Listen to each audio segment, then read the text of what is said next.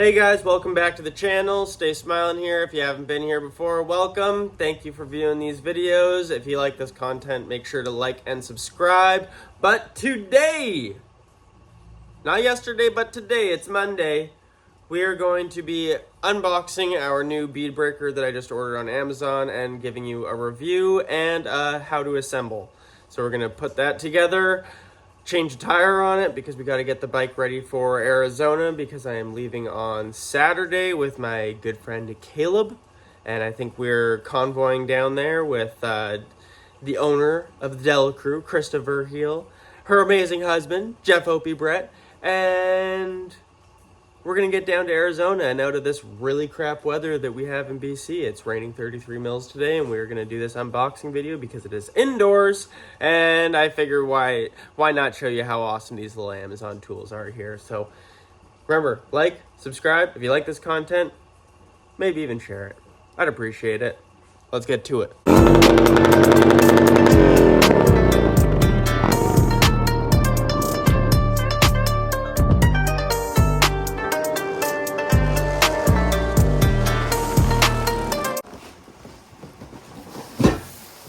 Alright, so we got the fine and dandy box right here. Cut the box open. What do we got here? A little packing slip. Motorcycle split type tire stripper. The steel frame structure locks the tire position, disassembles quickly and easily for storage and transportation. Look at that. No instructions on how to put it. Alright, so right here, this is the top piece of the tire changer stand. Comes with these little plastic doohickeys here that protect your rim a little bit. This is the breaker bar. This is the bar holder thingy-majigger that goes on top. The big bag of hardware. They do not give you any tools with this package, so I will show you what tools you guys will need to do all of this. And this is the base of the tire changing stand. So in your bag of hardware, it is going to come with legs. That attaches the top and bottom here.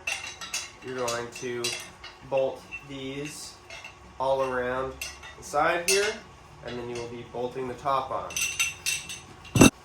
The bolts that they give you to put the legs on are a 10 mil bolt, bolt and nut, and it also comes with washers. And make sure you tighten these down good enough because that is how mine broke last time. I didn't have it tightened down. It loosened up over time, and then because it wasn't holding strength altogether, I stomped down on the breaker bar and it folded the whole stand down.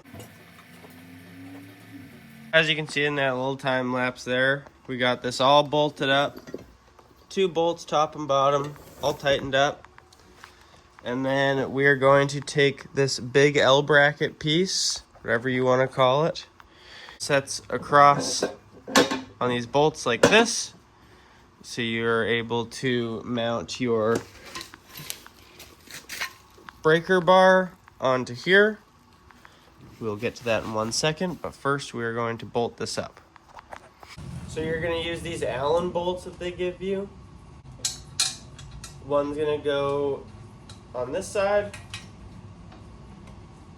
This is a very inconvenient way to do this, but so you guys can see it on camera, this is how we're getting to it. And then 2 go in on this side, into the bottom here. And these Allen bolts are an 8 mil Allen key. So get those nice and tight. Probably be good to throw a washer in here if you can, if you got one. Lock washer, maybe even some Loctite if you really don't ever want this thing coming loose. Pull this out of the package. Look at that. Brand new. Sweet. Okay, this goes in here like so. Then you're going to take one of these longer bolts they give you, slide it through here, and you want the dial side of the breaker bar up. And then we are going to put the nut on the end of this bolt. We'll tighten that up here in a second. And then we are going to take our foot. This foot has a curve, so use your common damn sense. The wheel is round, so you want it curved this way. And that is going to get bolted into here. That'll get tightened up. And then, if you guys know what this is for, if any of you guys that are watching this have this tool at home, this is supposed to just go through here and get this cotter pin through it. But for what? Shows it in the photo. It's the only place that it can go, but I have no idea what its use is. So I'm just gonna take it out. That way it doesn't just jangle around in there all the time. And the last step, super important to making you not lose your mind while changing tires. We're going to take this piece of ready rod, whatever you want to call it, put one of these big nuts on it,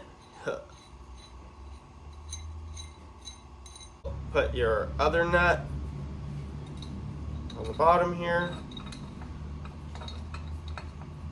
tighten that up.